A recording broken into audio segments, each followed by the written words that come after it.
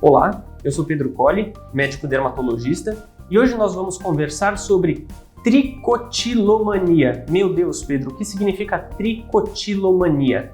A tricotilomania é uma alteração do couro cabeludo provocado pelo ato compulsivo do paciente arrancar os seus próprios cabelos. Pois é, tem gente que arranca os próprios cabelos. Obviamente, às vezes a gente usa esse termo, né? Nossa, vou arrancar os meus cabelos quando você está um pouco mais estressado, quando está um pouco mais ansioso, mas existe sim uma alteração, um distúrbio, muitas vezes classificado como um transtorno de ansiedade ou mesmo como um comportamento compulsivo, em que o paciente sente alívio ou sente uma certa tensão antes de arrancar o cabelo e um certo alívio depois da realização desse ato. Isso é enquadrado como um tipo de transtorno psiquiátrico e que deve ser investigado. Por quê?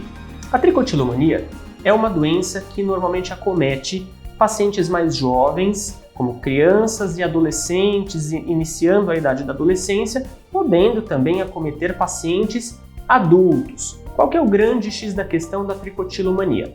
Ela normalmente é uma manifestação de algum transtorno ou depressivo, ou ansioso, ou mesmo de alguma alteração dessa constelação familiar e de toda a situação econômico-social do paciente. Como que a tricotilomania se manifesta? É uma alteração muito insidiosa, ela é muito sutil e começa, às vezes, imperceptivelmente. O paciente começa a arrancar os fios do cabelo. Às vezes ele arranca de uma área específica, formando uma placa, formando uma área com rarefação de cabelos, ou às vezes esse arrancar dos cabelos acontece de uma maneira difusa. Puxa um fiozinho aqui, puxa outro fiozinho ali.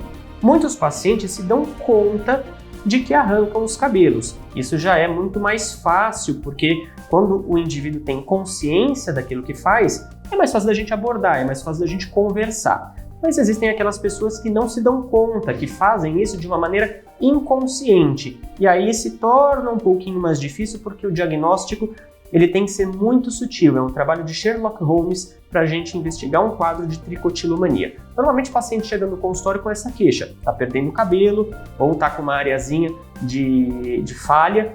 Nós temos que excluir outras possibilidades diagnósticas, existem outros tipos de queda de cabelo que também geram esses mesmos sintomas, e excluindo essas outras possibilidades, a gente acaba ficando com um diagnóstico de tricotilomania ali com essa pulga atrás da orelha. Quando esse quadro se manifesta na criança ou no adolescente, é muito importante que o clínico, que o médico, que o profissional em questão fique ali com aquela dúvida sobre algumas situações de risco social para essa criança. Criança ou adolescente muitas vezes manifestam as suas emoções de uma maneira um pouco diferente do que o adulto. Quando a gente tem um quadro de tricotilomania na criança ou no adulto, é muito importante que a gente investigue situações como constelação familiar alterada, alterações de privação econômica, privações sociais, abuso tanto físico quanto sexual. Então é muito importante que nós tenhamos olhos atentos para esse tipo de situação.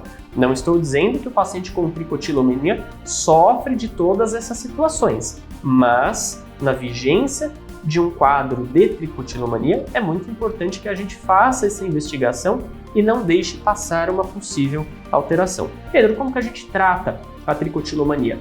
Por ser uma doença de hábito, de compulsão de arrancar os cabelos, esse tratamento ele é menos dermatológico do que psiquiátrico. Nós, dermatologistas, principalmente o tricologista, o especialista em doenças do couro cabeludo, é responsável por diagnosticar essa doença, ou seja, dizer que aquilo se trata de uma tricotilomania.